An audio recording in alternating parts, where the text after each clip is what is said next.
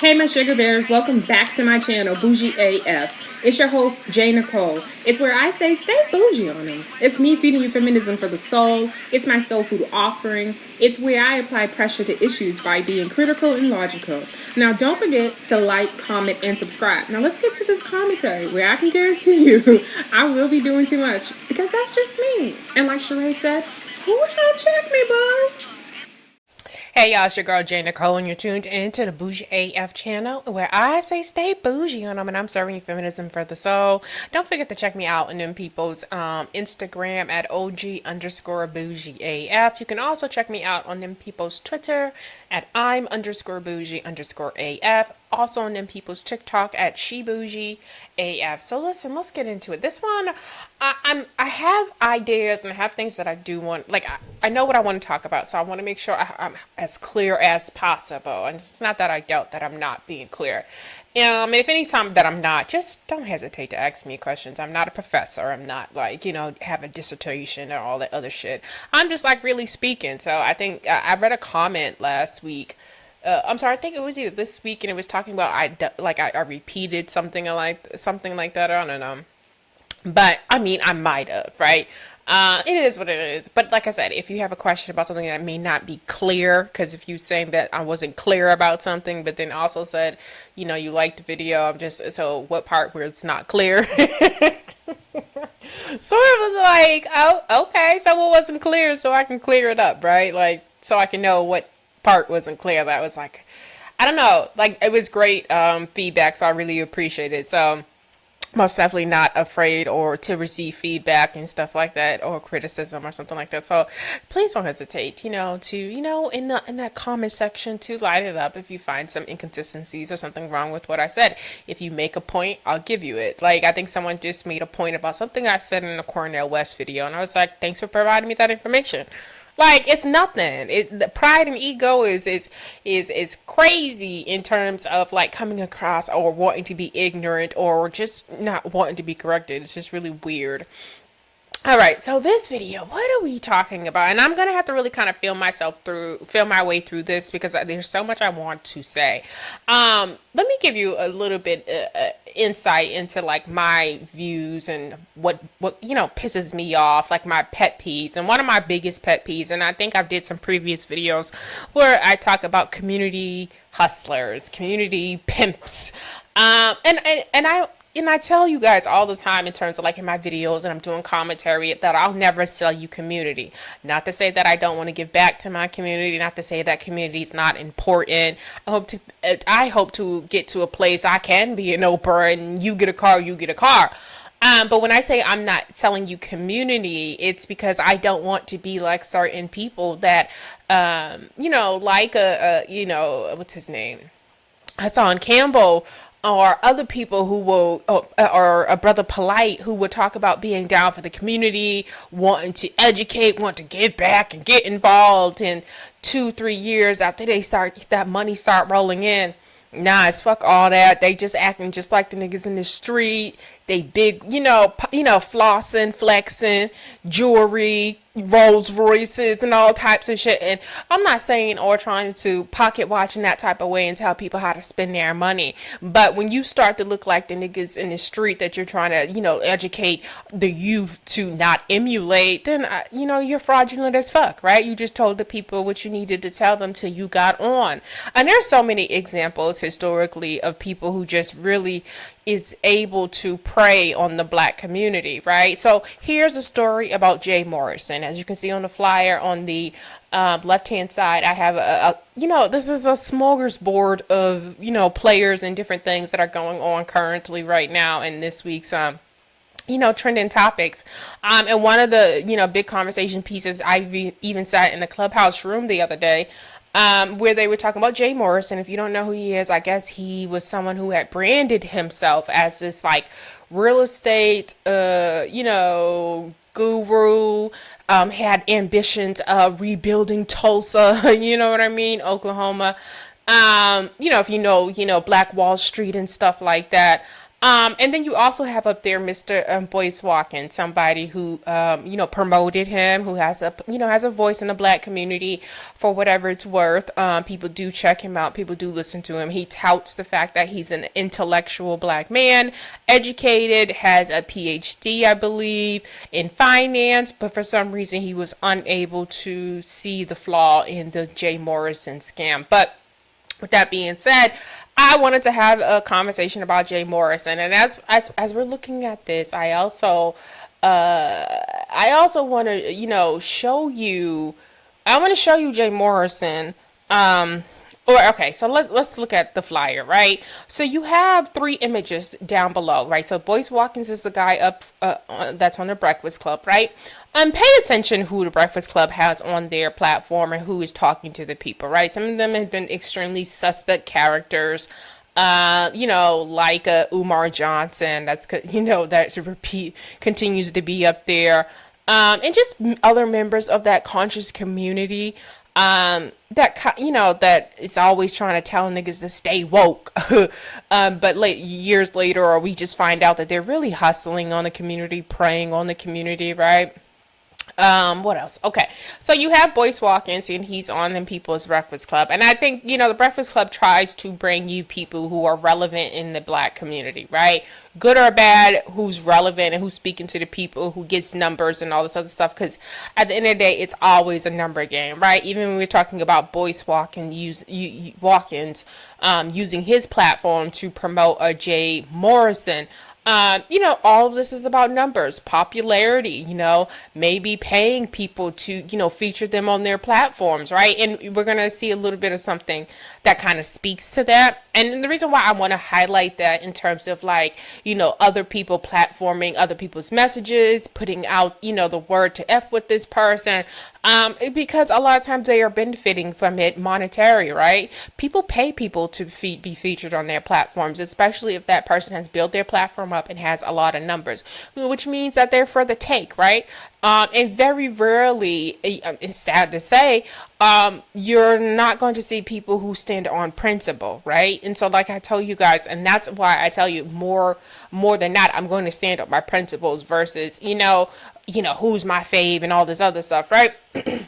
And so what you'll see is that people are willing not to stand on principle in terms of working with shiesty motherfuckers. And let's be clear when talking about, and all of this is allegedly, right? Because there's a lot of different things that are going to be brought up and a lot of different things I'm going to show you. And let's always remember that. So let's talk about Jay Morrison, right? So he is a gentleman down below here. I have his wedding picture. I have a picture of him in a suit. And I have him, it just looks like, his B-boy stand back in the day. And so it says here, outwork the working. It talks about him going from jail to being this mogul. And I'm really concerned, right? Like I sat in the clubhouse room the other day, and the most concerning thing was there was a woman who had invested her money in the Jay Morrison's real estate scheme. And she said that, I think she only invested about 500, but one of the things that she talked about is the fact that, what you'll find out is that, Yvette Carnell and Tone Talks, who also have YouTube pages on, you can go check them out. And they're very if you guys know, I've mentioned that Yvette Carnell is the leader of ADOS.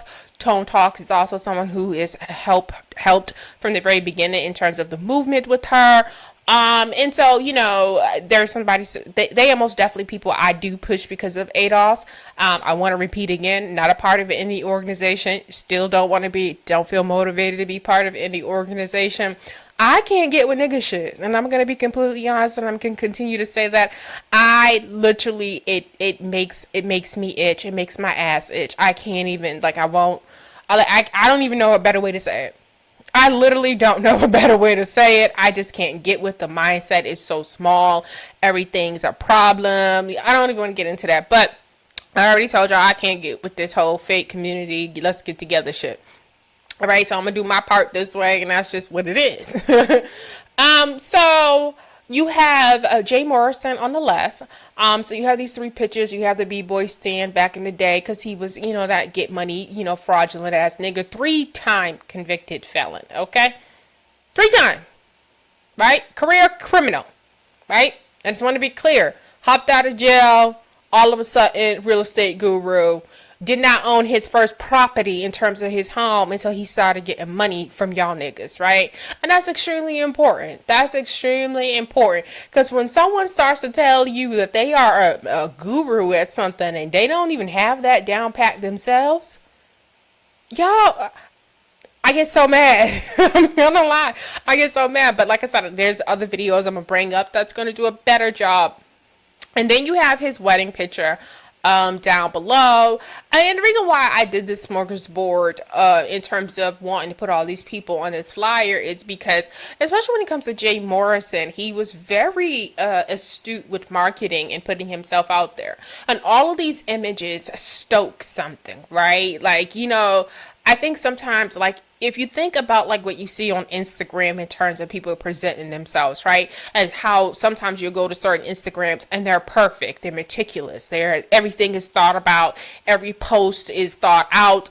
You know, there's a reason for it all, right? It's not you know, it's not organic in terms of like, you know, just showing you I'm living life, right? Everybody is trying to present themselves in a way they want to be known for, right? So they're curating your experience when you come to their pages, right? And that's more or less why I don't use Instagram that much. And as much as I do post on there, it became really annoying when they switched up the algorithm. It became less real. You didn't see real people anymore, and then you always felt like people were just trying to sell you something, right? And so for me, I just didn't like it. I am an ex-girl, formerly known as Twitter, and have been for years. I'm over there, Dear Diary, writing my heart out. But it seems to be the most realist, you know, platform for me right now. Of course, Facebook is too heavily censored. But yeah, Twitter, you know, X is still, you know, for me, that's where I'm at. When breaking news, I go to Twitter actually to kind of Google what's going on in the world and get the different opinions and the different, you know, reports about things, right? Like even when it comes to like world news, right? I can think about like even like France and the riots and stuff that's going on over there. Yeah, I don't think I would know as much as I do if it wasn't for Twitter, right? So, I don't know. I just think Twitter is just the best place for information, to be completely honest. Sorry, I just burped, y'all. So, I wanted to put this smorgasbord together, especially these pictures, because in talking about Instagram and that curated image, right? Because Jay Morrison has that down pat. Like, there's times and things I'm going to show you in terms of, like, let's look here. This is Jay Morrison's, this is his TikTok. Let me show you. And this is his TikTok, right? So this is him, and this is, you know, what he puts out there. And the thing is about our community, especially the Black community, we are so impressed with the weirdest, like, basic ass shit. A lot of times, like, even when we fall out with each other, people are arguing back and forth, y'all, it becomes so niggardry. I got more money than you. My house is bigger than you. I drive a better car than you. My wife is this and this and that. My kids are going to be more successful than you. Like, I've literally heard niggas get into arguments like this, and I'm talking about supposed to be the well-educated, get into the money, supposed to be enlightened, supposed to be above all this nigga shit, because I come from my city, and we had group chats, and when the niggas from the projects and shit like that, and the hood niggas were arguing, that's the shit that they were saying. And so, you know, just to see, and, you know, just seeing how... And the reason why I'm bringing that up, just to see how, and the things that we are so easily impressed by, right? Niggas are really impressed by this suit. Niggas is really impressed by it. Oh, he living large. Look at that house. You can tell he got money, right? All of this shit really matters to people. Not the fact that he's a criminal, right? And people do change their lives, but they don't change them that fast, right? His experience doesn't matter. his business acumen and talking about real estate doesn't matter. Because from what I heard in the clubhouse room, that the nigga, when he speaks about the shit, that he's not on point. And you can tell that he's not as knowledgeable as he presents himself. But fuck all that. So the woman that was in the room, let me get back to that in Clubhouse. She was talking about she invested $500. And one of the most scariest things that she said was that she said that, you know, people had heard and seen certain people stop at messing with Jay Morrison. I guess as they started figuring out that he was full of shit, and that they stopped messing with him. And I'm going to show you, I'm going to bring up another image because look at how he's dressing, right? Also in the black community, right? And I can't play you too much of this sound, but I want you to take a look. This is one of my favorite scenes by my favorite. And when I tell you he is number one for me, them niggas, some comedians that come out of Chi-Town, they just different. Okay, Chicago, Illinois, they just different type of comedians, right? You see, y'all see Richard Pryor, who played a pastor, a preacher in Car Wash, right? Slick, you know, greasy preacher. You see the conscious brother with the beanie hat and stuff like that, who was very doubtful of him because, you know, you talking that fly slick shit. And you would was it Daddy? I think his name was Daddy in this movie or something like that. You talking that fly slick shit you ain't really doing for the community, right? You just coming around saying some slick shit. And the reason why I wanted to bring this up, because this character, in terms of this pastor that Richard Pryor plays, right, has been in our community for so fucking I mean, preying on our community for so long in so many different ways. And I know it has to do with our community struggle. I know it has to do with hoping that we have, you know, the Malcolms and the Martins, you know, that are going to step forward and take leadership and give us a sense of direction, right? I know that's where it comes from. So when a nigga knows how to talk and speak extremely well, we tend to fall for it like no other, right? Where we throw out all of the common sense we should have, right? And when I say the common sense that we should have, like, let's take, for example, Mr. Umar Johnson, right? Who in this forever building a school, right? He has been collecting money forever. Right? And yes, he bought a building, but a lot of us who do know the backstory, it was kind of forced to because of GoFund and stuff like that. And, you know, he's slowly been getting this school together, even though he's collected millions of dollars over the years, right? With that being said, people say, you know, it takes time and all this other stuff, but there's a lack of transparency. He still ain't hired nobody. I guess he's going to teach all the classes. He's going to be the lunch lady. He's going to be the principal. He is going to be head of finance. He's going to be the guidance counselors. He ain't hired nobody, right? And for me, it's sort of like, as a community, you should find that suspicious in terms of business. Business, when you are, you know, going forward and you're trying to establish something, you know, you have boards, you hire employees. There's a level of transparency that goes for that goes with that. And so what I'm talking about is, for some reason, when we get a slick talking jive motherfucker in front of us telling us what we want to hear, or making us feel good, and want to talk about Whitey and what they've done to us, we tend to forget all those other things that those common sense things, right? Let's go back a little bit in terms. I think I can play beginning. Let's see. What you doing for everybody else? Not so rich, Daddy Rich. This is one nigga you ain't fooling, brother. I mean, I'm hip to the game you running down on these people here. Well, what can I do for you, brother? Oh, the same thing you doing for everybody else. Nothing. Oh, hey, man. Guess you don't believe my church. The Church of Divine Economic Spirituality. Yeah, that's right. I don't believe in it. Then you don't believe in God. Not your God. My God's doing all right by me. Yeah, Why don't you climb on board and believe in me? And for a small fee, I'll set you free near thy God to thee. Praise you, honey. Praise you. Because it's better to have money and not to need it than to need it and not to have it. Brother, And there's a good place in this world for money. Yes, sir. And I know where it is. It's right here in my pocket. Hey, give me some. You talking just like a pimp.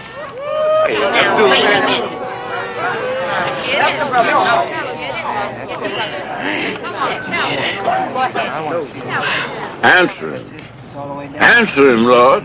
I don't get mad at people like that. You know why? Because he's a revolutionary. That's right. He must be leading a bunch of fools. Disrespect women he don't even know. Wilson's sister's some of the finest women you ever want to meet. He don't know nothing about them. Gonna talk about them. Right. Yes, If I wasn't a Christian man, I'd probably be kicking in your ass.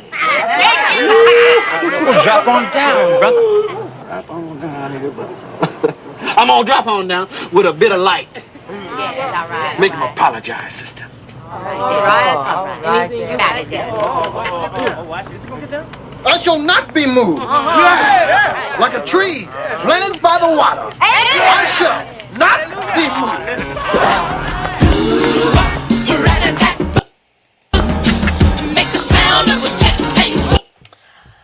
All right, so that is Daddy Rich, and actually, Daddy Rich is actually based on actually a real pastor. And so that scene is so powerful, right? Because it's what we call prosperity preaching, right? A lot talk about money, offering salvation, or saying tying salvation into giving to Him. You know what I mean?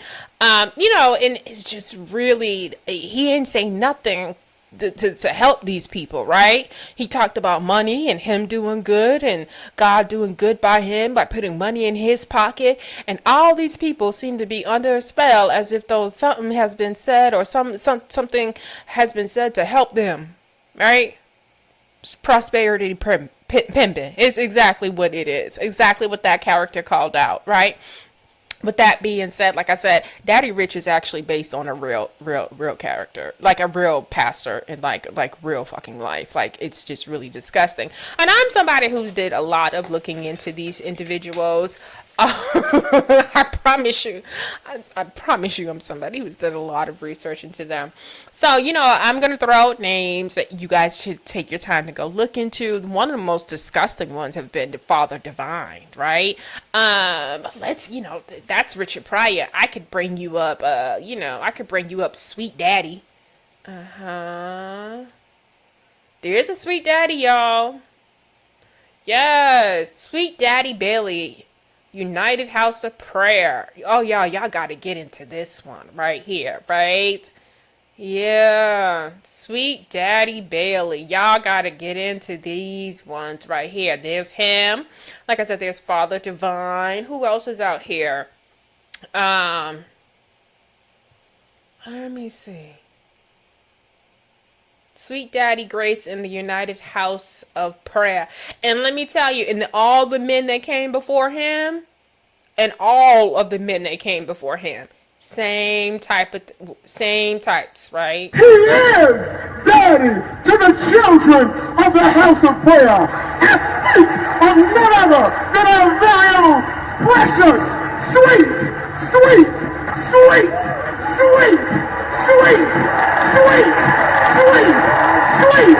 Daddy Madison. Y'all, this history is a hot mess. Now look at this one right here. This gentleman here. I don't remember his name. Oh, Sweet Daddy Grace. That's his name. Sweet Daddy Grace. Y'all, and so when I tell you Richard Pryor was most definitely, and I'm pretty sure he's someone who knew all the things that I'm bringing up. He was if you go back and look at his work, he made sure to always mention, how fraudulent the fucking black church is and how, it's really preyed P-R-E-Y on its community for their own benefits, right? And not really helping and doing anything to benefit the community. And that's why, you talk about Martin Luther King, and I don't want to disparage the fact there are other, people who are, actually doing things in the community. But a lot of motherfuckers are just sitting back and getting rich, right? And not really getting active and helping people within their communities, right? Not to the extent that they could do much more, right? So sweet Daddy Grace, actually from them people's Massachusetts, where I'm from, was just a well-spoken northern man that was able to galvanize the people, right? Y'all, when I tell y'all, this shit is gross. It's a big bass blow. We ain't gonna do all that. There's something I really want to show y'all. There was one. Look at this shit. Is they pastors or is they emperors? Look at Sweet Daddy Grace. There's one particular picture I want to show y'all before we get out of here, so y'all just to know. Oh, this is. I remember hearing this. And pushing P established Sweet Daddy Grace in Wareham, Massachusetts. Grace, a cloud-chasing Cape Verdean immigrant who grew his church its first few decades by traveling the country, pimping, preaching, and pushing P, establishing the UHLP across the nation. As mentioned before, this Grace was a flamboyant cat. Not only did he have long hair, he rocked extremely long painted fingernails, bright colored suits, and icy jewels. He also traveled with bodyguards, lawyers, chauffeurs, and assistants. I'd said the tithes and offerings were going to more than just a building fund. Legend has it, good old Sweet Daddy Grace would baptize entire city blocks with fire hoses and charge $1 per head. Sweet Daddy Grace led the UHOP for more than 41 years until... Did y'all hear that? He was baptizing city blocks, spraying, water hoses, charging $1. Baby, y'all better get into that. That is hustling, right? Like, that's what we talking about. We talking about the art of the hustle and how it shows up in the black community, and why we can, to this day, have people like a motherfucking Jay Morrison or Umar Johnson. I have a list here, okay? And it's not just men. There's the Ashley Graysons. There's the Dana Chanels. Like I said, Father Divine. Kevin Samuels, and I am going to say Kevin Samuels because it's the appearance I want to talk about in terms of Kevin Samuels. Not necessarily he's in the realm of Jay Morrison and Sweet Daddies, but the fact of the matter is the nigga wasn't a high value man himself in like real fucking life. Like real life. He was a Macy's salesman. And he had motherfuckers who he had niggas in the hood working at Google, making $16, $17, $18 an hour, talking about they were high value men. Y'all sending him cash apps. Having him to look at. Man, I'm just talking about y'all being impressed with the appearance of what something is. And not doing the due diligence of finding out what's behind all of that. Okay. So you got Umar Johnson, you got the Brother Polites, you got the Malachi Yorks. And the Malachi York one is the most sickest one. Malachi York is sick. His followers are sick. Okay? I don't care what anybody say. It is sickness. And so when it comes to me, in terms of the black community and the church and the spiritual thing, I'm good with me and God. We talk. We good. We good. Good. I wouldn't step foot of being a part of any of these religious groups. They all seem like cults to me at this point. I'm going to be completely honest with you. All of them. All of them. There are people that I admire. There are people I get a word from. But to be in it is something completely different, and I don't want to be in it. I don't want to be in the trance. I promise you I don't. I'm not. Okay? And for me, when it comes to God, like I said, I believe in God. I'm not a Christian. I know what the Bible says. I know how I'm supposed to live my life. And I'm cool with that. I don't be out here sinning and all like that. I got things I need to work on, but I'm cool. I know what the Bible says. I got a praying mother. We talk about the Bible and stuff like that. I'm cool on this right here. Sweet Daddy. To his death in 1960. And all these men for this United House of Prayers, they all call themselves some type of daddy. So this Sweet Daddy Grace, I think currently fat ass Sweet Daddy Bailey, and I'm calling him a fat ass because he just been sitting on his ass getting fat and getting fat off the people and eating, getting fat. He can barely damn walk. Yeah, these are cults, in my opinion, right? Cults don't always, look like the Hebrew Israelites and all this other stuff. No, they're most definitely within the Christian church. Yes, most definitely. The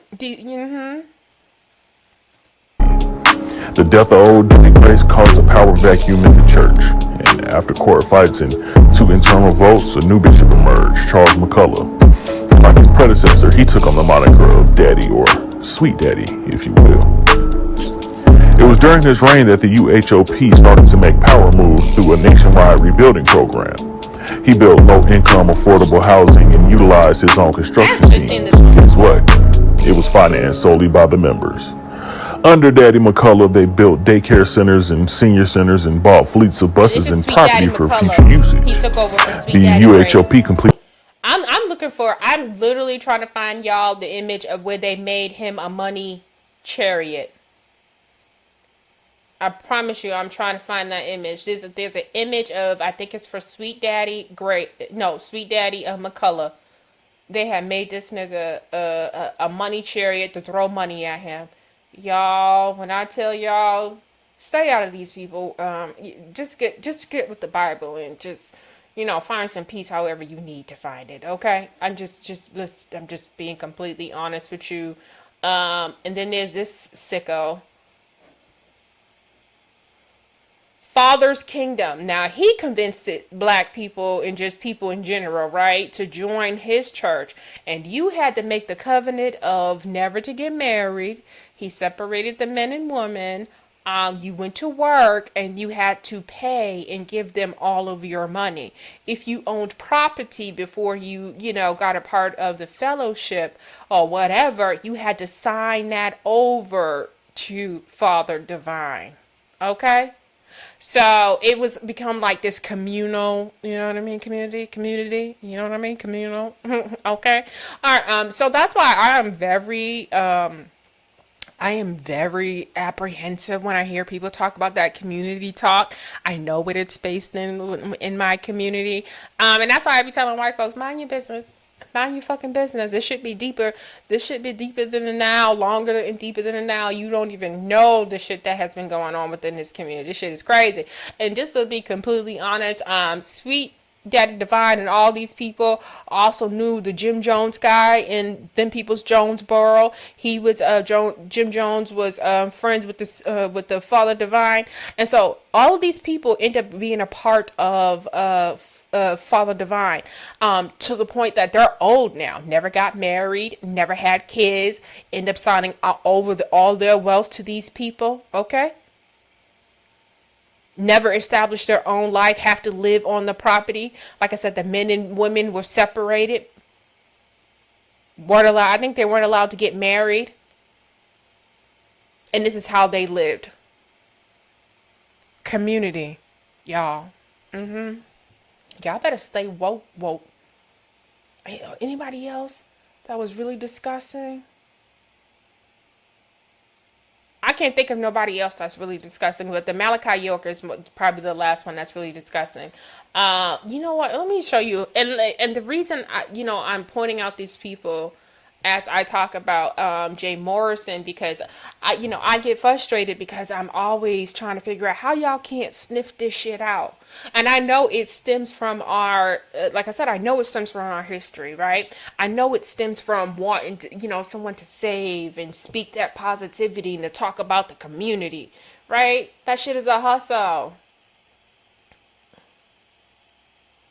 This particular something, there's a speech that I remember him doing, and he was standing on the city block in New York City.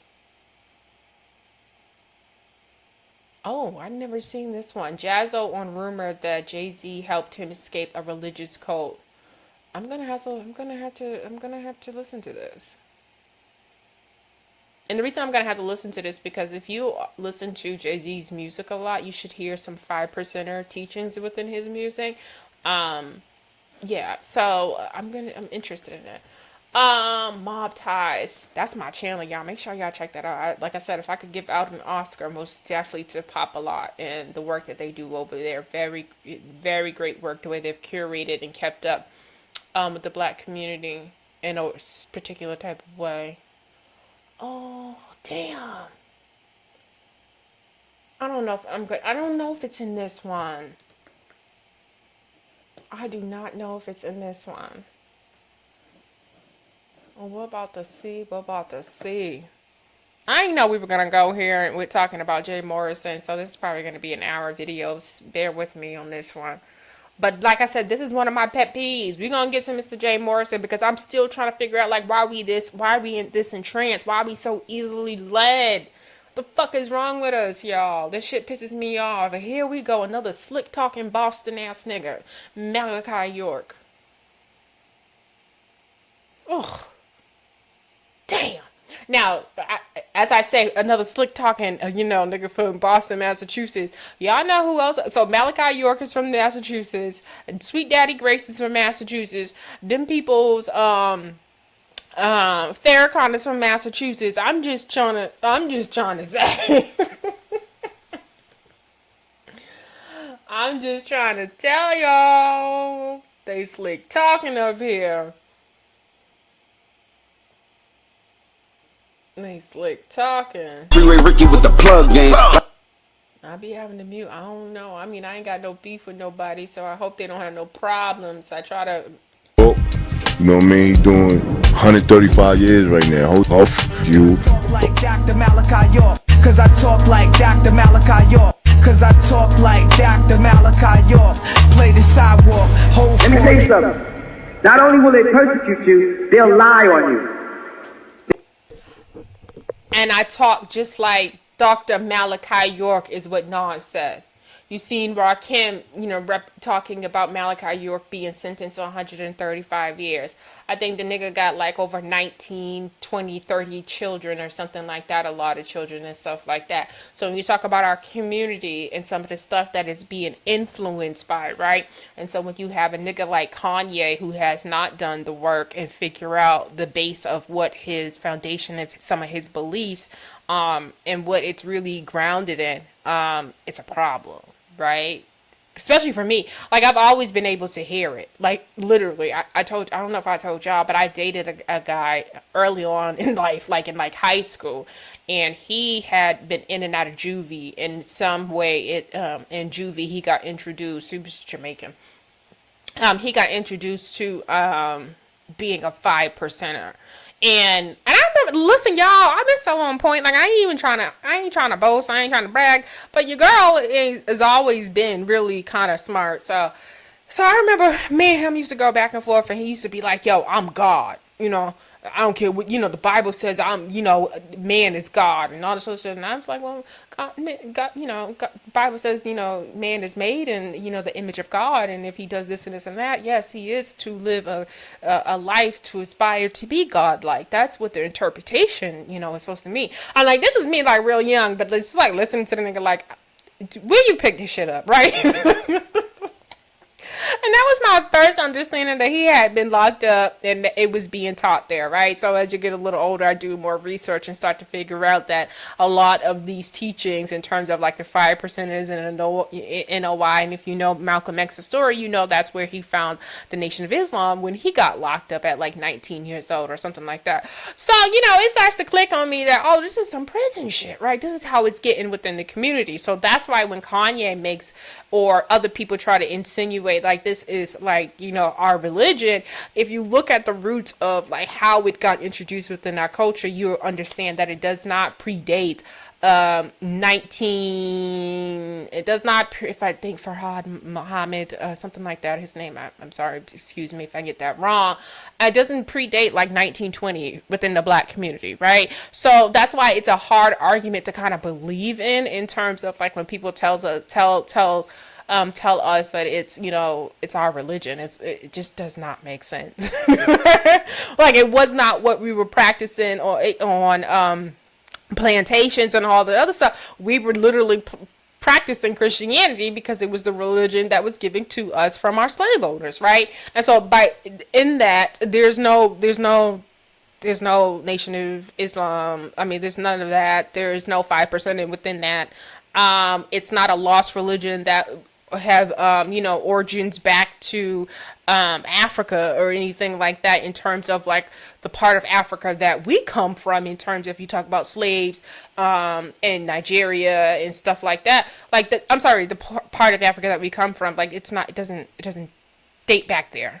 It just really doesn't, right? So when you have Kanye out here saying some of the most craziest shit, repeating certain talking points of these groups, right? These cults, right? I'm gonna call a thing. It's dangerous. It's dangerous, especially to a community who's looking for someone to blame for what they're experiencing. But this is a nasty one right here. They'll fabricate lies. They'll imprison you and create cases around you. The same way they tried to defame Honorable Elijah Muhammad, and then they tried to defame Malcolm X, and then they even tried to defame Dr. Martin Luther King by some secretary. That's what they'll do. They'll imprison you, and then they'll create lies to turn your own people against you. They'll persecute you after righteous name's sake. The same way I'm talking to you, they're going to come after me eventually. Believe it. They're going to say, that man is too dangerous. I don't like him. Let's make some lies up on him. Let's turn it. Pros of double wide home. Okay, so I mean, long story short, by Malachi York, a lot of the children, these are the community houses that they were living on the compound in New York. I'm sorry, in Georgia. He had built a whole pyramid down there. Basically, he was molesting and sleeping with various women, children, and when I say children, boys and girls. And that's why he's serving 135 years. You still have people within the community, his community, I think Nuwapians is what they call themselves, the Black Indians. They have rhetoric of saying that they are the original people in the United States, that they aren't descendants of slaves. It's really delusional type of shit that's going on. And all because of this, right? And this is where it stems from. And let me tell you, girl is so on point. I remember when I first got on the motherfucking Clubhouse, and there was this big chief, and what the hell was that name? That girl, your Sheikah, or some weird old shit like that. And she's spitting this shit about, her being a Black Indian and stuff like that. And I remember saying to my head, I know I've heard this before. And I had already seen this Mob Ties, right? And so I was like, I know I heard this shit before. Because if you know anything about Malachi York, he says that aliens and shit like that, or a spaceship or something like that, like we come from the 9th planet or something. Like, he says really wild, crazy shit. So I was like, that's what the fuck this shit come from, when I heard her speaking and what those talking points were, right? So that's why when you're in Clubhouse, it's a lot of confusion with these Black Indians and stuff like that, because this is literally where that derives from. And that's not to say that people don't have Indian, they're not mixed with Indian within their lineage, but I have not met one person that can say throughout their entire, like, grandmother, great-grandmother, great-grandmother, that there's no Black admixture, right? Like, we have not met one person who can say that, right? We meet a lot of people who just want to cling to the fact that they do probably have a Black, Indian in them, but not to the point where they can say there's no Blackness in them. Like, it's really fucking weird to talk to these people, to be completely honest with you. The cognitive dissonance is fucking crazy. Because, again, I'll never say you don't have Indian in you. But what I'm saying is, when you start to say that you have no Black in you, I need you to be on point with being able to say, hey, I could produce this to say that I don't. My father was in this tribe, and his grandfather was in his his father was in this tribe. Like, you need to be able to say that, and we've not met anybody say that. We just have people who say, oh, my grandmother told us that we were Indian and stuff like that. And that's cool, and that's true. Like, I have Indian in my family, on both sides of my family, but I ain't calling nothing out. This shit's crazy, y'all. Look at this. This is the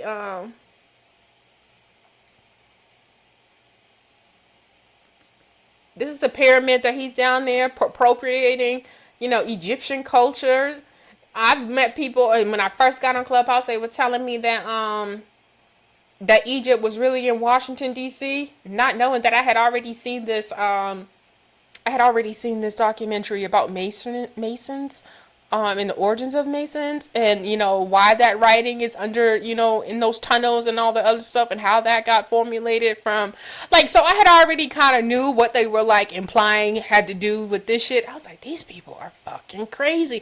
But if I don't know these things, if I don't take the time and figure some of these things out, then I get online and I get in the Clubhouse, and then I get turned out by these motherfuckers. And I say it like that because a lot of these young kids and a lot of these teenagers are sitting in these chat rooms, and they don't have the wherewithal to do the research or to know how to gather information to be able to not to be so easily persuaded by this bullshit, y'all. This shit is bullshit. All right, now we're going to get back to why we here, okay? Jay Morrison, modern day Jay Morrison, today's Malachi York, today's Sweet Daddies, Father Divines, today's, just hustler, right? All right, so the reason, if we go back to our flyer here, in terms of what we have on the flyer, we have Jay Morrison and Boyce Watkins. I've already explained how he plays a part in this, right? And then on the right side, we have Yvette, Carnell, and Tone Talks. Like I said, they have YouTube channels. And the reason why they're on the flyer is because, of course, they're part of the ADOS organization, founder, creators, and stuff like that. But they also, they are the watchers in terms of, like, when it comes to Black American culture for, I feel like they're doing a great job of, keeping their fingers on the pulse of, like, what's trying to influence the people and correcting the information. So a lot of times, like you said, when I pull up Twitter and I tell you about the American flag and a lot of Black people's profiles, it's an identifier to let you know that these people are identifying as ADOS. And a lot of people on their own are disseminating information to kind of push back on the Jay Morrisons, push back on the Kanye's and that mixed messaging, or push back on the Malachi Yorks and all this other weird shit that's trying to say that it speaks for Black America, right? So when it comes to Yvette, Carnell, and Tone Talks, from the very beginning, from what you're about to listen to, they knew something was up about Jay Morrison, and what's saying that they knew very early, within the first 2 months, that something was up with Jay Morrison. The pushback that they got in the Black community is the same. I know that pushback. It's that pushback that gets me labeled different things, right? Oh, she's selfish. What the fuck is you talking about? What? More selfish than Dr. Dre sending money to USC? Like, what's up? Like, what are we talking about? What are we talking about? Because I'm not trying to sell you community, try to hustle on you, try to make you feel heartstrings and all the other stuff. What selfish are you talking about? Because I've donated, given back time and all this other shit. I've invested. I'm just confused on what type of selfish we talking about, right? Or she thinks she's better and all this other stuff because I won't lower myself to believing or thinking that Blackness is synonymous with some of the degeneracy that we see within our community, right? And not to say that I think I'm better than anybody, but I know I'm better than acting like in certain ways. Yes, I am. And I'm not ashamed of that. And nor do I think that Blackness means that I need to speak or talk or act a certain type of way. Blackness is diverse. We're not monolith, right? Boy. So, all right, we're going to go ahead and get into it. But okay, so you can find this video that I'm actually playing for you guys to listen to. I'm not going to put it on the screen too much because, like I said, I don't know. People, people might be feeling a little funny out here. I don't know. People might have an attitude. I don't want people snatching my shit. But I'll take it on and off the screen so you guys can see what I'm looking at because I do think it's important. So I'm on O'Shea Duke Jackson, and I decided to use his video because he did a great breakdown of like the beef between these individuals that you see, Boyce Watkins and Jay Morrison and the ADOS group. Now the reason why Boyce Watkins, like I said, is being called out is because he helped push Jay Morrison. He's somebody who people trust, right? And it's always going to come from the people you trust, right? And the people that know that because he's as educated as he is. And I've always said, and I've said it in several videos before, that the pastor and the role that the pastor has played within, or the church has played in the black community, it really speaks. What you've seen when I showed you Sweet Daddy Grace, what you've seen when I showed you Sweet Daddy Bailey and them, it's been that important. Right? So when you talk about education, that's not something that we've always had within our community, where everybody knows how to read and stuff like that, or had access to education. It's been so particular to certain people. A lot of times it was the men that knew how to read. A lot of times it was the pastors, or the ones who got, civically involved, or ones who were able to get the education, right? And so that's why the pastors are so, like, a lot of times thought to just be the leaders in general. Because that's historically how we've been led within our community, right? Pastors say it gotta be true, right? Another person who talks about how demonstrous and how damaging this just fall in line and fall behind these pastors. If you listen to, and I remember when Jennifer Lewis came out and spoke about her experience with the black church and what she went through, and how people just blindly ignored the children to because they wanted to be liked. And even she talked about her mother, right, willing to ignore a pastor being a creep and touching and all this other stuff. So yeah, it's been really harmful. Like, even if you go back and look a little bit into Aretha Franklin's history, a gentleman by the name of Grover Cleveland, a gospel singer. If you go and look at that history, there's Eddie Long. Like, there's just so many to mention that it's really quite disgusting, and I'm not quite sure why anybody is going to these institutions. I've told you stories about just being on Clubhouse, and this guy deciding, or he was a pastor, or he was going to build a following on Clubhouse, and got people to send him money, told a girl stop taking her medication because God has told him, and he had built a relationship. She had been giving him money, and she stopped taking her mental health medication, and she ended up killing herself. There's stories of a 63-year-old man marrying an 18-year-old girl that he had watched grow up from the age of 14, right?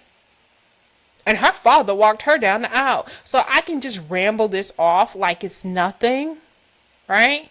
So when I say I'm not with this shit, when I'm telling you all, I'm really not with this shit. But let's get into this, because I've been talking. Right up and wrote my check and sent it in, and I said, I'm in this. And we talked about it, laid this out. This is going to be nice. This infrastructure is solid. And I immediately gained faith in what Jay was doing. I said, okay, you know what? I'll back you. Let me know what I can do. Let me know how I can help. I was one of the initial investors. I stepped right up and wrote my check and sent it in, and I said, I'm in this. And we talked about it. I supported. People asked me about it, and I always, whenever they ask me about it, I always tell them the same thing. Why not? Why wouldn't you want to participate? I believe in the fund. I believe in Mr. and Mrs. Morrison. This is just the beginning. I am happy to invest my money. I will invest more money. I can't wait to see all the great things. That opening clip is telling, and it exposes the fact that Dr. Boyce Watkins led many African American investors down the wrong path of literally being scammed and abused of their money for the Tulsa Real Estate Fund that initially raked in $13 million. And the last we checked, the fund has lost almost $12 million, leaving it with a balance of about $800,000. But this can be better explained by finance channels such as Pocket Watching with JT, and you can go and check out his channel to find out all of the details. There's nothing more powerful than you making your thing happen. Okay, so JT Pocket Watch is the first place I actually found almost a couple years ago now, I believe, about Jay Morrison. So that's a really great channel, very informative. He does break it down, and he out here watching pockets. So if you out here scamming on the black community, he's calling it to the carpet. I promise you, thoroughly, right? Like, thoroughly. So check that out. So for me, I'm just giving you the layman's term breakdown of what happened with the fund. Let's rewind, Emma. You see, there is somebody here on YouTube who tried to warn us about this. There are actually two people. One is Tone Talks, and the other is Yvette Carnell. But of course, when she said don't invest in the fund because things didn't sound right, people called her names. Let's hear what she has to say about that. We warned you about this. Years and years and years ago. You know what everybody said? Everybody said, oh my God, you just mad that you didn't make it. Oh my goodness. Oh my God, you know. It's just, y'all some haters. Y'all some real haters. You ought to be ashamed of yourself for the way in which you hate so bad on people. You just ought to be, okay, thank you, fam, no static. You just ought to be ashamed of how you do. Well, here's the thing. Now it's come out. Listen, we see the SEC filings, and I'm not going to go through the numbers because I think I think JT and other people have already done that much better. And so I don't do stuff. See, I don't And that's important when she talks about her being called out and being told that she's a hater. I know from my experience in terms of the community and seeing things for what it is and speaking on it, you're always labeled negative. You always label something's wrong, or they'll try to flip it and say because I'm a feminist that I hate men. A lot of times I've heard that, which is dumb because, like I said, I call out both. Like, you know, there's women on this list, right? But again, men have been the centered gender for historically, so it's always going to seem lopsided in that type of way. Like even on Clubhouse, like if I get into it with somebody, or if I have a disagreement, or if I don't agree with somebody and it happens to be a man, it's always because she's a feminist, and it's not because. I'm sorry. It's always looked at as because I'm a feminist versus it being interpreted as though. Usually the men are centered, and usually the men are opening up the rooms. So the more likely that I would have a problem with what's being said would be with the men because they're so heavily centered in the conversations.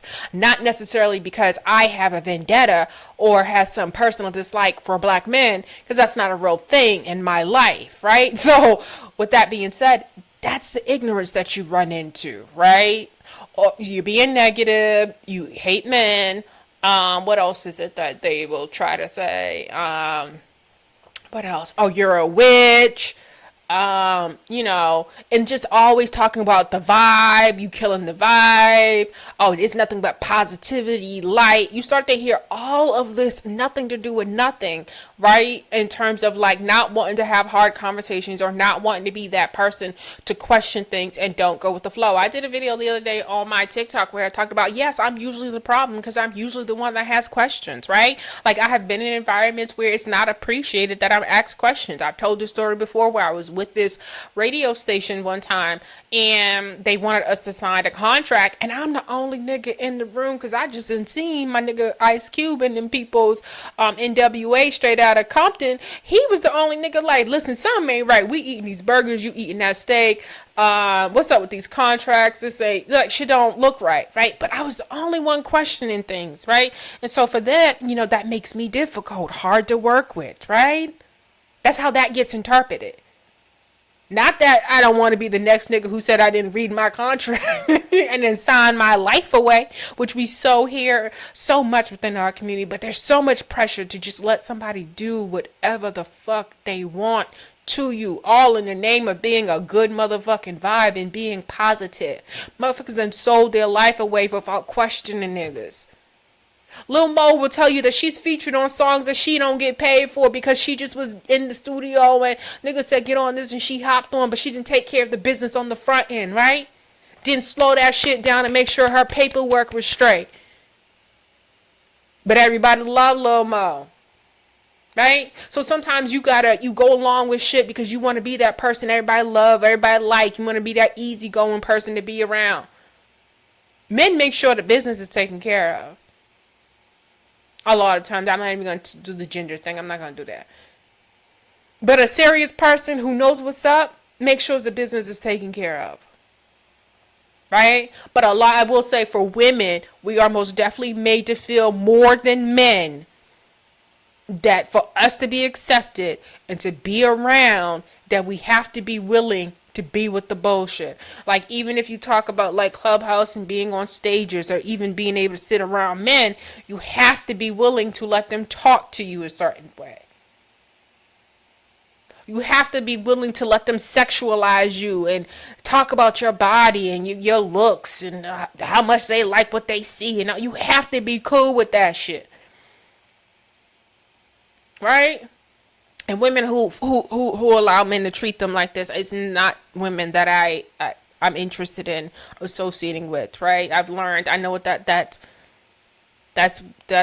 pick me, choose me, I need validation, you make me, like, that's weird shit for me personally. I'm straight on all that.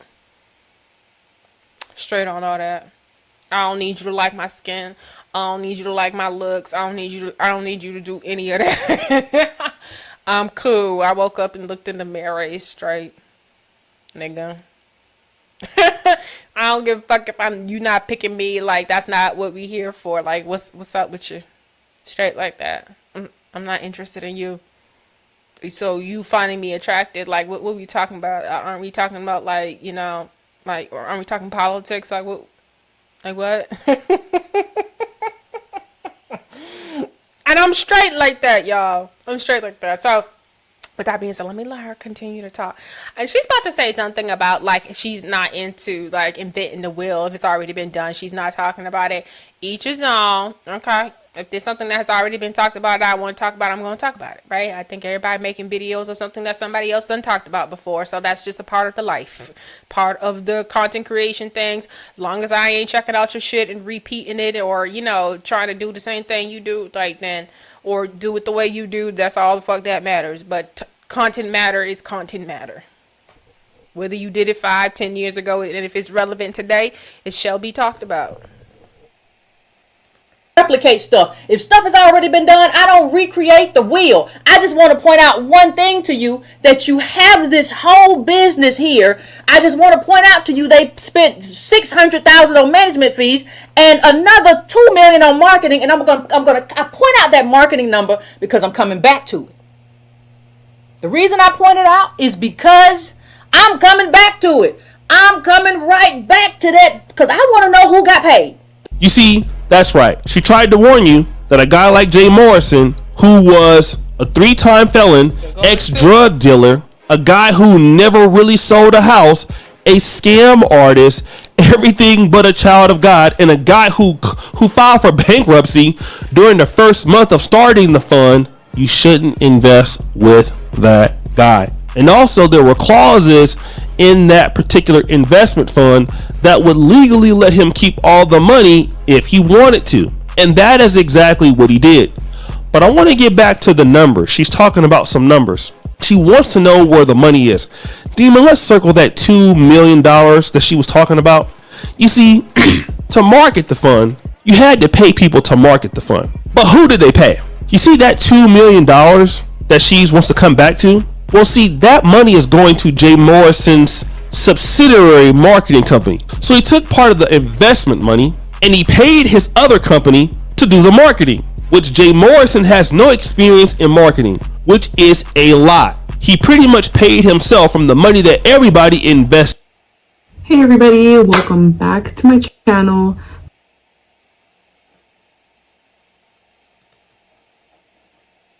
And Yvette Carnell kept bringing more smoke like this. If you go and revisit Antonia Moore's show from a few years ago, you will see there was a key, what's it called, a key clause, a key man clause in there. It was set up for him to be able to walk away with the money. It was set up for that. According to Boyce Watkins, it was about $13 million he took in. And according to this SEC filing, there is about $700,000 left. So what we're looking at, probably, it looks like this is a bankrupt thing. This thing is a failure. That's what we call. Do we get any credit for calling it? No. These hustlers stick together. These alleged hustlers stick together. You're not going to get me on that either. Okay? Jay Morrison, this is Boyce Watkins. I want to go and show you back. They go back at least to 2016. You're supposed to be a finance professor. You're a PhD, Boyce, and that's what people were looking at when they were thinking of putting their money with this man. Boyce is a PhD. Boyce went out. He platformed this man, and then the man was doing something that was very strange. And I said, the man, Jay Morrison, right now. Jay Morrison was going out and saying, we're going to rebuild Tulsa.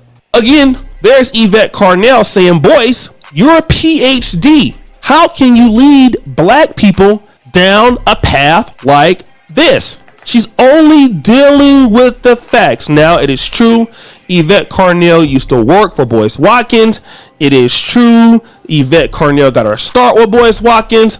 All of that is true. But I want you to hear the lame-ass response that Dr. Boyce Watkins gave Yvette Carnell after he was confronted with the truth. We're talking about, and so y'all please clown me for my ghetto setup, because it's definitely ghetto, and I'm not a tech guy. I told you guys I always mess that stuff up all the time.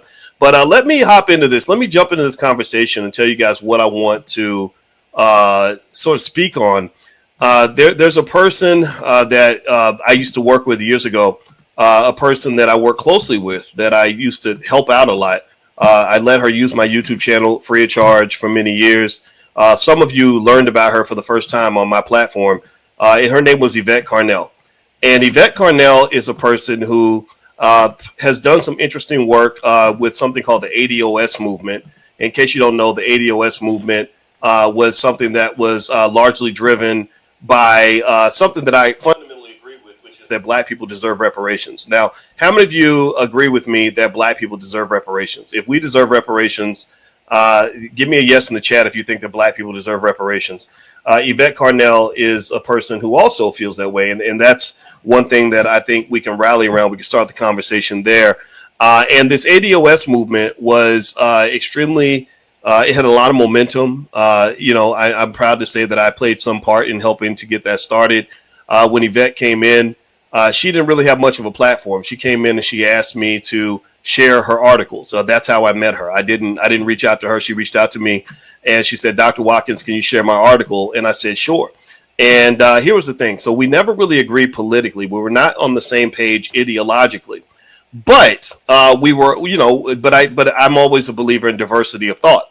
I've expressed to you guys extensively that it's very important that we speak to people that we disagree with, right? So, for example, All right, y'all. I'm stepping in right here because the way he framed that was extremely interesting, because there's a backstory. There's always a backstory with a nigga. And just because he's educated and he speaks a certain way, we tend to let our guards down. But if you want to do a little bit more further digging into the real Boyce Watkins, there are other people out there that has a story of dealing with him, such as, I believe it's... is it in Paris Milan, and another woman by the name of Michi X that talks about, what their talks about their dealings with Boyce Watkins and how he exploits women, black women creators, because he exploits black women creators without really paying them, allegedly. You guys know, I'm not... all this shit's allegedly, but go check them out. There are other content creators that can give you a backstory, but I thought it was really interesting the way he framed this, as if though he was some type of humanitarian lending his platform in some type of ways. He slyly disses and alludes to the fact that he has receipts and there's things that he could talk about in terms of Yvette Carnell. I think that was his way of sending a subtle, don't play with me, I could get dirty or talk about some things type of thing. But he's doing it in such a mild manner type of way that it kind of probably will go, probably not noticed by some people. That's what he's doing. But like I said, there's people who've came out and spoke out against him, and that's why he's saying what he's saying. But yeah, go look into him, right? Community, y'all. Exploit your community. Don't pay them. I'm not a Marxist, but I can sit here and I can give you some reasons why I think Marxism has some very good ideas, very good critiques of capitalism. I'm not a communist, but I can also tell you that I think that some communist ideas are pretty good, or socialist, or et cetera. I think that America needs more socialism because capitalism has been harmful to the world. Now, here's the thing. Now Trucker says you don't have the brain power to go at Yvette. She will slaughter you. Well, that's a good point. Maybe she will. Maybe I'm slaughter worthy. I'm not even sitting here trying. I'm not making this. This ain't no nigga beef. This ain't no hip hop battle. This is not, I'm gonna dish you harder than you dish me. I'm not.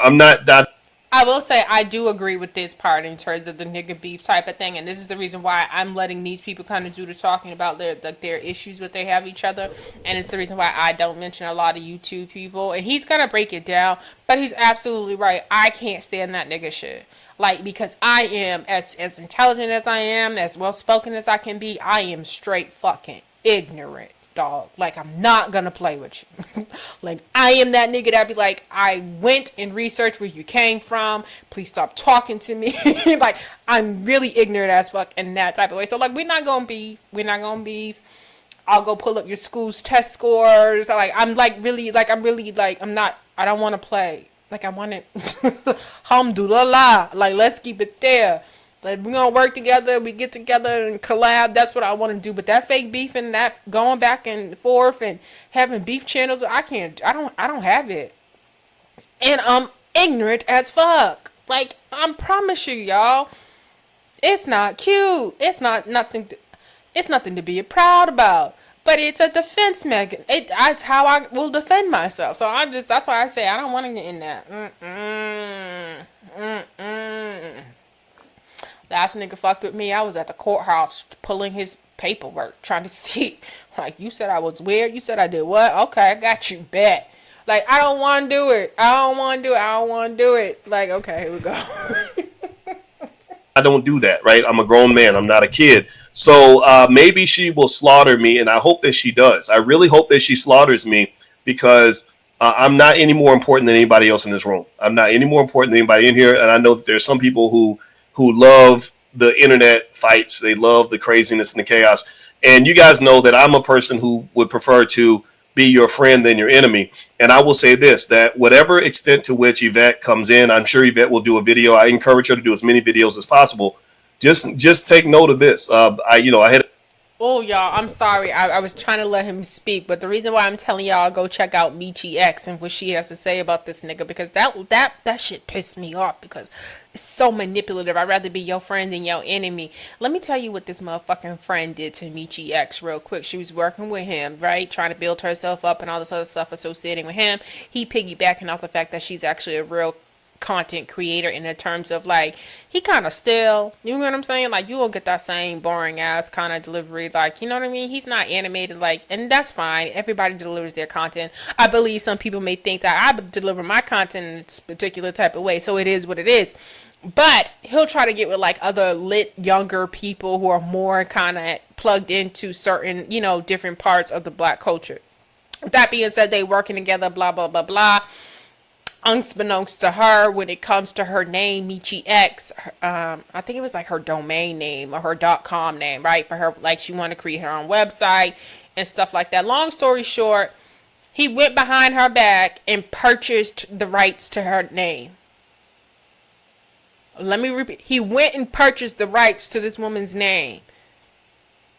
While they were friends, while they were cool, while they were working, she must have shared with him that she was working on and trying to build, or I think she wanted to, you know, do her website and stuff like that. He went behind her back and purchased her name. So when this motherfucker talk about want to be your friend and your enemy and all this other stuff and don't want to beef with you, that's why you gotta let some shit go. Like, really, these niggas are fronting. That's all I'm gonna say. All of these internet people are fronting, and I've been so quiet and just, like, you know, sitting back, taking it all in. You get what I'm saying? Because when I first, no lie, I will tell y'all, when I first hopped up on this motherfucking YouTube and started really looking in and watching these shows and stuff like that, this was somebody that I thought was cool. I was like, I could get with that. I like it educated. You know what I mean? I listen to different types of, like, delivery, so depends, but I like different type of deliveries. I can take things for what it is. I thought he was like an educated black man, you know, that was really trying to help the community and all this stuff. I was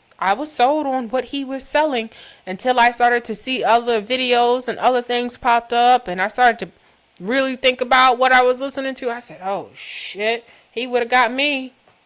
Promise you. If I didn't run across all of the Michi X's and all the other stuff, probably would have got me. And to believing in, you know, his delivery and what he's presenting as him being this, you know, honorable man. And it got him. I was like, he remind me of Dr. Phil. You know, he remind me of Uncle Phil. I like Boyce. You know what I mean? I was really falling for him. This is not Uncle Phil, y'all. This is not Uncle Phil. Corey Holcomb, who had a lot to say about me, and I said some stuff about him, and I shared my piece, he shared his, and then we just agreed as men. We talked privately and agreed to squash the beef. We agreed to get online and talk about it and do something that you don't see a lot happening very often in the Black community. You don't see people saying, let's get together and let's see if we can be friends. Let's see if we can find common ground, right? And so so my goal is not to just sort of come in and beat up on a woman. I mean, that's inappropriate anyway. That's not cool. Like, you shouldn't do that kind of thing. And then believe me, if I wanted to go and just be messy, I could have been messy years ago. I've got receipts on things that you have no idea of. I know how much money I paid Yvette Carnell over the years, tens of thousands of dollars.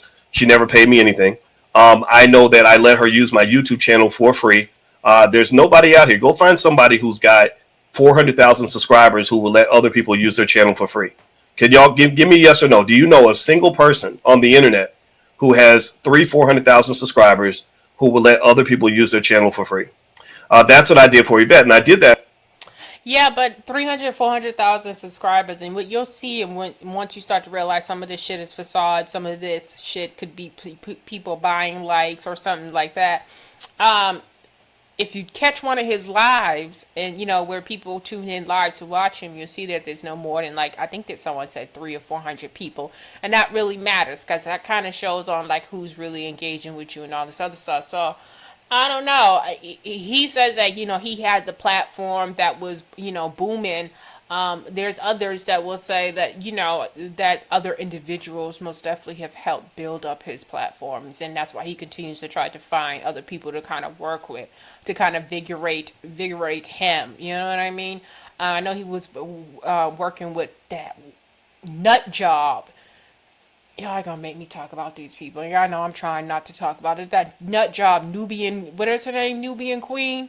Whatever the fucking name is. The fucking nut job. Y'all go over there if you want to. Fly Nubian something. Y'all go over there if you want to. And you gonna walk away like, is that a real person? Like, it's just crazy. So he most definitely uses women to try to, exploit a little bit. Allegedly, that's what they out here saying. Not because I agreed with her. A lot of her ideas I didn't agree with, but because I believe in diversity of perspective. I believe that it's good to have, different points of view so you can learn from all perspectives, right? Unfortunately, this is not popular in the Black community. Unfortunately, you have what I call the nigga net, where there are people who have YouTube channels. They don't have much money. They live in their mama's basements and stuff, and they make money by beefing and attacking and attacking and attacking and attacking each other all the time. And that's just, to me, not very beneficial to the community. It's not very mature. And some of these people are as old as 40, 50 years old. And I personally think that that's not a good example for young people. So that is so true. And like I said, that's why I don't mention other YouTubers and stuff like that, which it would going forward, I do have to kind of build, relationships and, networking. And I'm not a phony person. So if I'm trying to, get to know you, I promise you I'm not phony. Yeah, I like and dig what you're doing, right? With that being said, but that's the reason why I don't beef, because I just think that is just the worst of it all. But that's literally how some people have built their platforms, by saying other people's names and getting back and forth, and that other person on their platform is saying their name. It's sort of like they'll even partner or get together and plan the beef publicly, so they could just have a moment of back and forth for like a week or two, right, while they're running up their numbers and getting views off of each other, right, going over on each other's platforms and get into arguments. Some of this shit really be planned out, right? Some of this shit really, scripted. I see it on Clubhouse all the time, which is really weird because they doing it for free. I don't get that. I don't get this free beefing on Clubhouse and everybody just walking away with scars and their information just put out there. I don't get that at all, and that's the reason why I don't participate in that. I also don't participate in going on a lot of stages on Clubhouse, because I have to see it at least for me, doing it on my channel. At least it's something I'm trying to build for myself so I can make some money off of it. I can't sit on your Clubhouse stage for hours and just talking. Me personally, talking. No, I can't do that. I'm talented, right? I don't even show up in the capacity that I show up in terms of like in my videos or anything like that, because I'm not putting on a show. I'm not in characters per se in terms of like, my on air personality. I'm not in any of that on fucking Clubhouse, right? Because I don't see where it pays off at, right? I have done some recordings on Clubhouse of like my show of like what I would want to do in terms of like a talk show and stuff like that, like a, hot topics type of show. But and I would go in there and I'd be the only one in the room and I would record by talking about hot topics, right? And just leave it as a recording on its own. But all that back and forth and niggas feeling some sort of way and getting mad because you have a difference of opinion and you want to go dox your life, bumbleclot, you get the hell out of here. Like, I don't got it for you, my nigga. Like, argue with yourself. So let me just start the conversation with that. Now, as far as Yvette Carnell goes, my goal is to simply, I know that she had some things to say about my friendship with Jay Morrison. Jay Morrison is a guy who runs the Tulsa Real Estate Fund. Yvette has spent a lot of years, literally years, going, and really saying a lot about Jay Morrison, saying a lot about the Tulsa Fund, saying a lot about, him being a fraud and a crook, and it's just a lot of things, right? Now, again, my position has been very, very simple. When you have a business dispute, there's a way you handle business disputes. If you have a business dispute, you could take things to court. You can call the authorities. From what I understand, there was a full SEC investigation into the Morrison Fund. Now, by the way, the fund, if it struggles financially, you do know that y'all do understand that when a black man, especially one with a criminal record, has to defend himself with the feds, it's going to cost millions, hundreds of thousands, if not millions of dollars to do that. Y'all do understand that just the mere scrutiny, just the mere racial profiling of a black-owned business can destroy the business. Do y'all get that? Give me a yes if you understand what I'm saying. So I'm not sitting here saying that the Tulsa. Did you hear him just use the race card, y'all? We gotta stop this shit. Like we Janelle Monáe did it in terms, or other women are doing it in terms of like certain behaviors, trying to say it's policing black women's bodies. You have him doing it in terms of talking about a fucking scammer being racially profiled, right? We have a fund that he raked in $12 million and paying himself $2 million for marketing, but he was also paying himself I forgot what they said. He was paying himself a salary out also. Like, so he was like double dipping within this money. And you got this nigga talking about he was racially profiled? What did you need $2 million in paying yourself for marketing? So you paid yourself $2 million to promote yourself, put your pictures out there, you all flossed up and flexing and all types of shit. That's what you paid yourself for, $2 million? Oh, I can show y'all a picture gallery that will blow your mind. He taking pictures in front of cars, in front of big houses, jets, and all types of shit, selling a motherfucking image like you wouldn't believe. Is that what the $2 million went on? Building up your brand, building up your name, building up your stature. And the fact of the matter is that you wrote that in that clause that you could just keep all of these people money. I promise you, I hate this nigga shit. I really hate how stupid sometimes we show up. Back to that story where I didn't forget, but I was telling you guys to the woman on Clubhouse, and she talking about the fact of the matter is that what disturbed me about the woman on Clubhouse was that she said, we seen people stop messing with the fund. We seen people walk away from messing with Jay Morrison. We heard about all of the stuff that, Yvette Carnell, and I'm going to leave it here, Yvette Carnell and Tone was saying about the fund. She said, but it kind of made people want to mess with them even more. I need y'all to let that sit in. These individuals seen it for what it was able to look into those contracts and that paperwork and seen that clause, knew that this nigga, no way he was a guru, didn't own anything until he started bringing in money, didn't own his first house until he started bringing money through this fund, right? Listening to the fact that he does not know what he's talking about, right? They seen all these people, famous people, walk away from fucking with him. And she said it made people want to mess with them more. So when you talk about trying to save people and tell people a good word or put people on and all this other stuff, how do you help that? I'm just trying to understand, how the fuck do you help that? Y'all ran towards the burning building? What can you say to that? You'll label this woman, call her all types of names, make her the evil villain in your head, in your story. Because she tried to tell you better and y'all would run towards that? Y'all would really think that someone would be that invested, or it's another scenario of someone just trying to tear down the black man and don't want to believe in the black man. Right? Stuff that y'all create. Like, it blows my mind. Blows my mind. I'm going to show you one more thing. Let's go back to the TikTok. I'm going to show y'all one more thing. Okay. Let me see if we go to his page.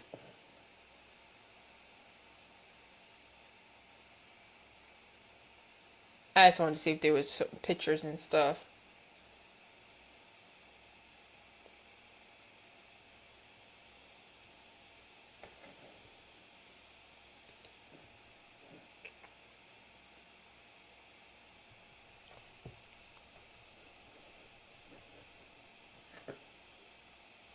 I had to calm down. Folks in the house said I was too loud. I want to show you the extent that these people went to fool you guys, okay? When we talk about $2 million, right? Really looking for when they come there? I think of a lot of different things. Education, first and foremost. I want to thank you all for coming out on behalf of the Jay Morrison Academy and Street Games Foundation. Good afternoon, good afternoon. For the young entrepreneurs, for the young, real estate guys that want to get into something. And I hope this money goes a long way. So basically, it was a great marketing plan, but it all was a fake. Like, you know what I'm saying? So it was perfect. A lot of people been asking me, do I still work with the Jay Morrison Academy? Am I still part of JMA? So I wanted to show you that Young Jeezy skit, Young Jeezy one, only because Young Jeezy, right? Come to find out, there's somebody else.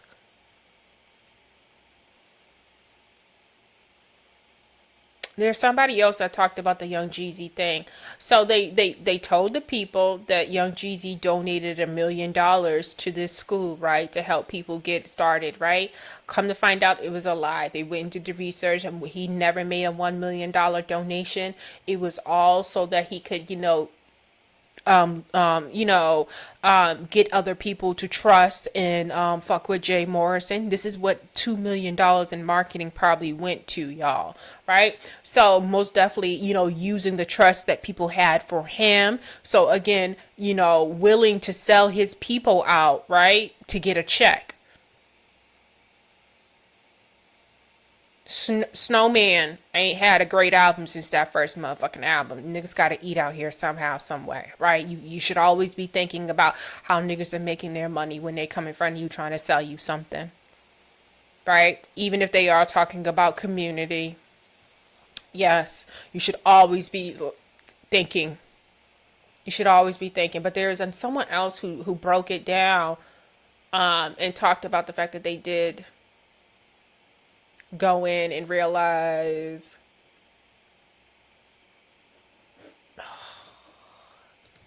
I'm really still new with TikTok, but I think there's a way to see I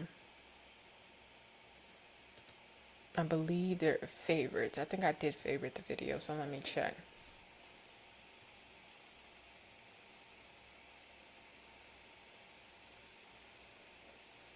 Is this the one? When I know I have... No, that's not it.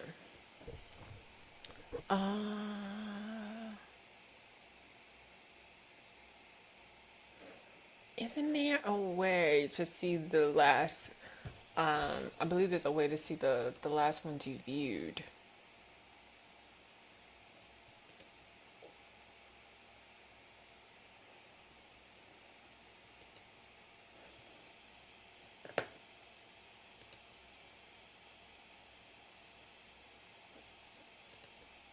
Maybe it's on the light.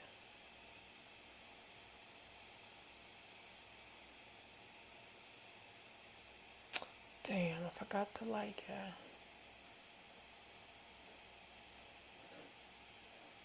I thought there was a one you can see the ones you viewed. I guess not. Okay. But basically, Young Jeezy, my point of bringing this up is that Young Jeezy was in on it.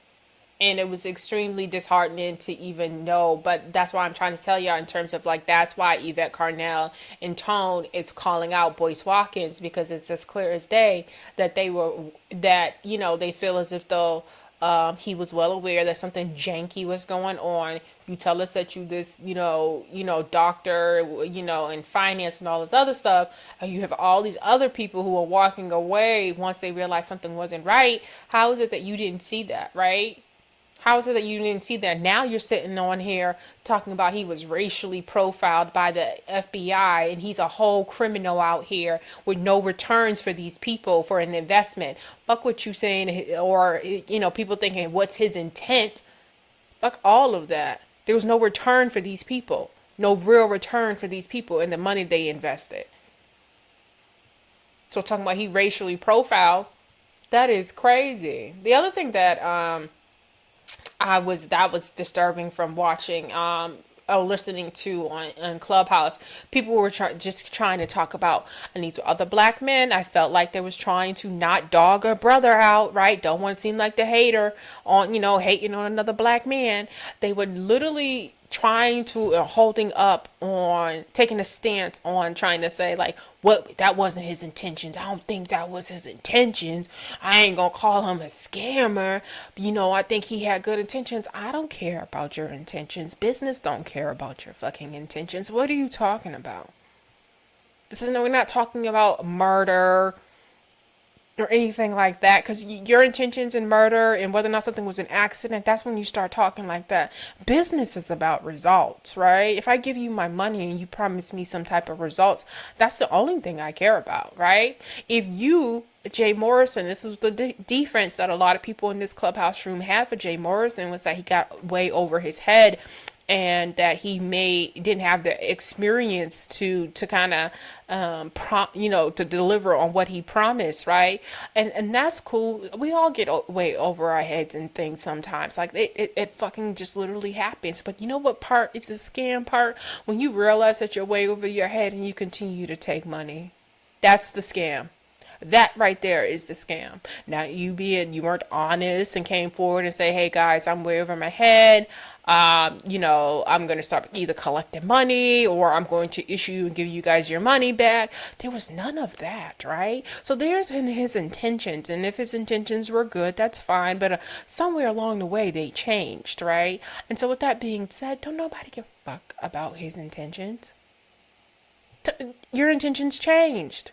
Once you couldn't deliver, once you kept taking money, your intentions change. And so to hear Boyce Watkins still trying to excuse his behavior to try to play into the whole black man in the system type of shit is just fucking crazy. Like even if you did have to, use millions of dollars in terms of your court costs, it's because you weren't delivering. It wasn't for no reason.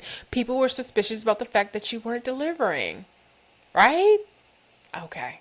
I mean, that's all I got to say about this for now. I don't think I have anything else. I'm just trying to think. I know there was some other things I could have brought up, but this is already an hour and 32 minutes, and this is really long. I hope this gets viewed, because like I said, it is extremely long. I could have threw in there Miss Ashley Grayson. This is another woman, just so I won't be hating the man. she's also being called out for scamming on her community. And the sad part about her and her elaborate scam is that she literally knew the community that she wanted to target. And when she talks about, when they talk about her marketing, she decided to go after single women, older single women within our community, right? That wants to hear about how you can be that successful woman and make it, right? So she was very clear on what she wanted to do, right? She would give things away, and she would make sure that I'm giving stuff away to single black women, single black mothers who are facing hardship and all this other stuff, because that's really important, because the people want to feel like that, because if the people want to feel that when you get on, that you look back. And so these people literally know the psychology of their community, right? And that's how she scammed on the community, right? So when you hear these people talk about community, understand that it's like almost a dog whistle in terms of like how you know someone is a hustler. If I'm selling something, let me tell you, if I'm selling something, I'm selling to all communities. What are you talking about? Right? Her story. If I'm selling something, I want to be selling to all communities. But when you target your own, you prey on your own, right? So it's really going down. These people really know what they're doing. So all that intention shit, I don't give a shit about any of that, to be completely honest. I didn't know this wasn't on the screen. But this is Ashley Grayson right here. So I want y'all to see who you're talking about. This is Ashley Grayson. Her and her husband. I mean, she was scamming so much, and she was getting over on people. She'd get mad at bloggers if you expose her. One blogger, she was on her. When I tell you she was on her detective skills, baby, I don't know what. Some motherfuckers need jobs with the FBI, CIA, because the way that she was like, so I started looking into her. And once I started looking into her life, I found out who she really was. It's like, damn. Long story short, the girl got on TikTok, made a video about her, got so much attention for the video, like 1.2 million. A lot of these people won't come after you until they see some numbers behind you, right? But so she got some numbers, and she got some numbers on TikTok that made got her on Ashley's radar. Ashley had 3 people on her radar that could blow up her image that she was trying to portray. One of them was her ex-boyfriend, one of them was this blogger on TikTok, and the third one was her competition. And she tried to get all 3 of these people killed. She tried to hire somebody to kill these 3 people, all in the name of just crazy community or whatever. So when I tell y'all these people don't be right, I don't know how to, like back in the day when you talked about being hustled, right? I mean, the con man just looks differently, right? And you just have to, figure out what the con man looks like in 2023. That's it. It ain't the person, walking in the community trying to sell you something or something like that, insurance man or anything like that. It just looked way different, and you cannot believe everything that you see. All right, y'all. Y'all know how we do here. We keep it bougie as F. We keep it posh as F. We keep it black as F. And we keep being blessed as F. Kiss, kiss, kiss, kiss. And don't you forget to like, comment, and subscribe. I really appreciate it. I really want to continue to grow the channel. I'm seeing some increase in the numbers, so I'm just looking forward to going to be consistent and continue to put videos out at least every day. I'm gonna try to, or every other day at least. Okay.